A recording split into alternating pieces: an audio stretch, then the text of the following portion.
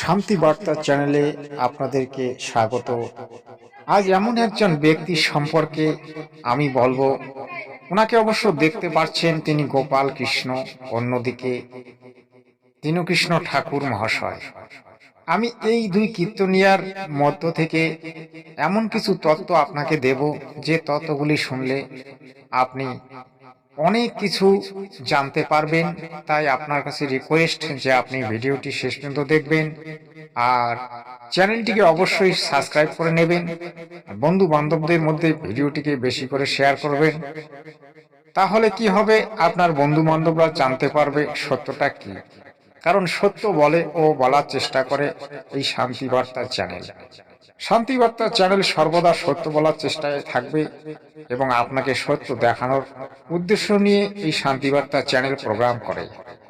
কারণ বাংলায় যারা শাস্ত্র বিরুদ্ধ কথা বলছে, যারা শাস্ত্রের অনুকূল কথা বলছে না, তাদের জন্য শান্তি বার্তা চ্যানেল সর্বদা অগ্রসর থাকবে এবং বাংলা ফার্স্ট নিউজ চ্যানেল অগ্রসর থাকবে।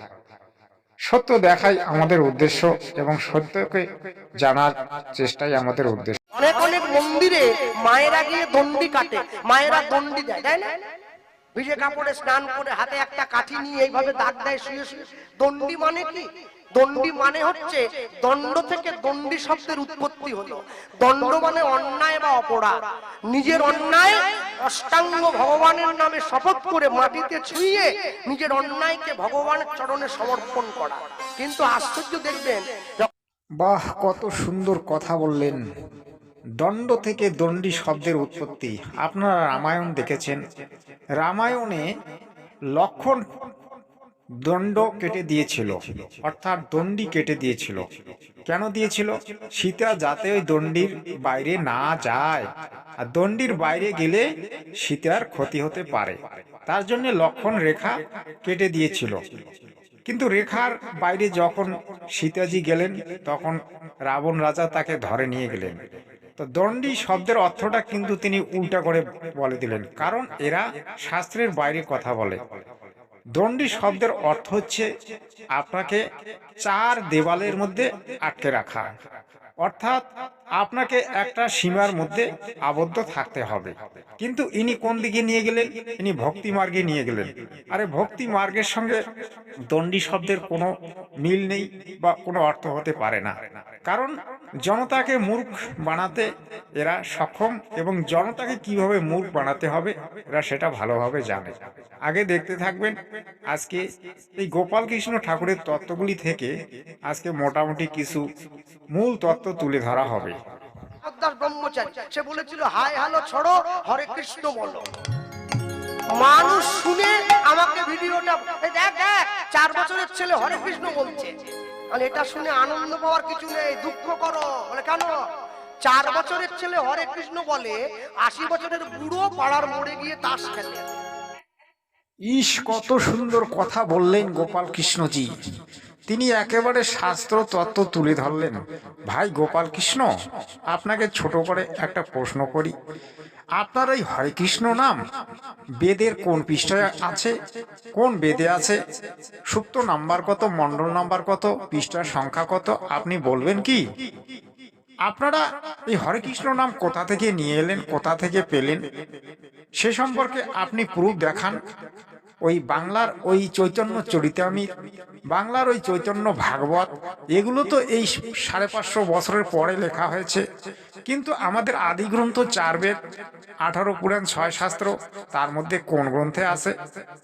এটা তো সম্পূর্ণ আপনাদের মনমানা আচরণ এবং আপনারা নিজেরাই হরে কৃষ্ণ নাম সৃষ্টি করেছেন। এই নামে জীবের কি কোনো মুক্তি হয় কোনো প্রমাণ আছে আপনার কাছে? গীতাকে যদি আপনি মানেন, তাহলে গীতার মধ্যে একটাই মন্ত্র আছে, ওম মন্ত্র, যেটা ব্রহ্ম বলেছিলেন অর্জুন, আমার একটাই মন্ত্র ওম। তুমি যদি আমার এই মন্ত্র জপ করো, তুমি আমার লোকে যেতে পারবে, আর সেখানে তুমি সুখে শান্তিতে কিছুদিন থাকার পরে আবার তোমাকে মর্তলোকে জন্ম নিতে হবে। অর্থাৎ ব্রহ্মের ভক্তি করলে তাকে জন্ম মৃত্যুর অধীন থাকতে হবে। তারপরে গীতার মধ্যে আছে ওম তৎসৎ।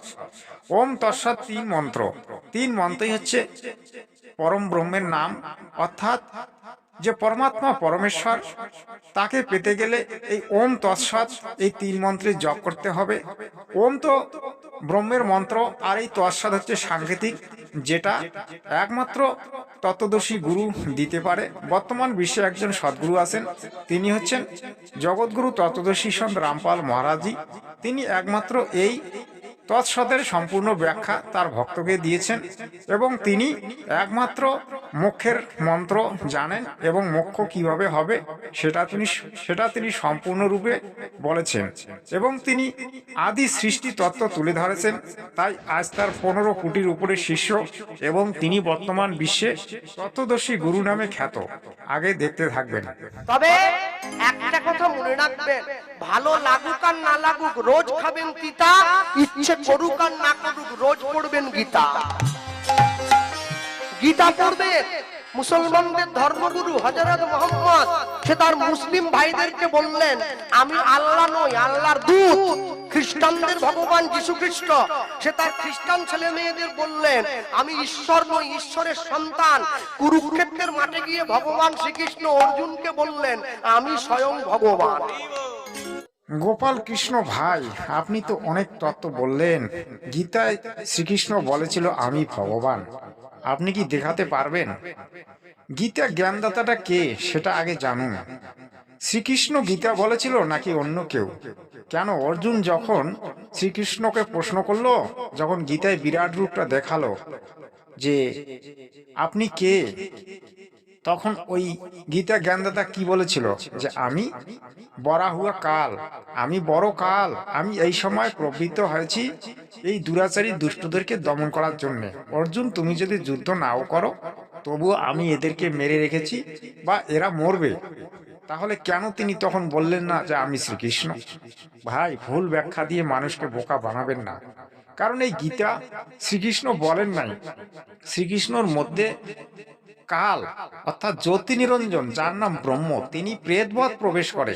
এই গীতা বলেছিলেন কুরুক্ষেত্রের মাঠে, যেটা আজকে জগৎগুরু তত্ত্বদর্শী সন্ত রামপাল মহারাজজি জনসমক্ষে প্রচার করেছেন এবং প্রমাণ করে দেখিয়েছেন। তাই ভুল তত্ত্বগুলি দেওয়া বন্ধ করুন, আর সত্য বলার চেষ্টা করুন। আপনাদের কাছে এটাই আশা রাখি। আপনারা সকলে জানেন তো, ভগবান কৃষ্ণ জরাব্যাধের তীরে যখন প্রাণটা ত্যাগ করেছে, অর্জুন গিয়ে তার দেহটা দাহ করেছিল, তারপরে মহাপ্রস্থানের পথে গিয়েছিল। অর্জুন কিন্তু আরেকজনের দেহ দাহ করেছিল, সে হচ্ছে একলব্য।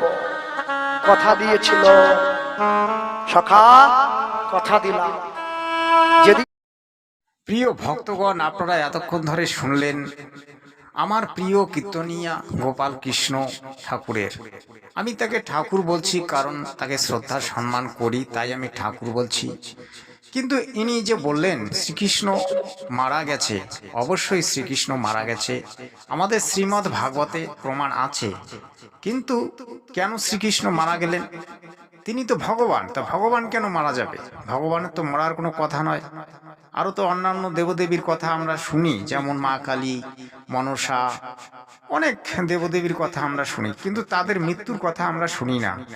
কিন্তু রামচন্দ্রের মৃত্যু, তারপরে ভগবান শ্রীকৃষ্ণের মৃত্যু আমরা শুনে থাকি। কিন্তু ভগবান শ্রীকৃষ্ণের জন্মদিন পালন হয়, কিন্তু তার মৃত্যুদিন পালন হয় না কেন?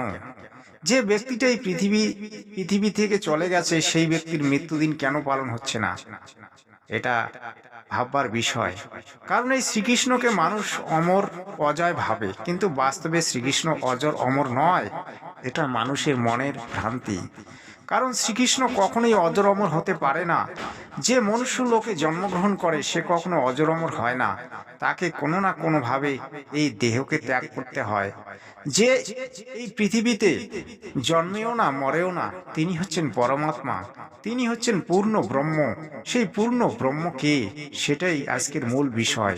সেই পূর্ণ ব্রহ্ম হচ্ছেন পূর্ণ ব্রহ্ম কবিরদেব। তিনি 550 বছর আগে কাশীনগরে প্রকট হয়েছিলেন এবং 120 বছর লীলা করে তিনি এই জগৎ ত্যাগ করেছিলেন। তিনি সশরীরে এসেছিলেন এবং সশরীরে তিনি চলে গিয়েছিলেন। তিনি হচ্ছেন পরমাত্মা।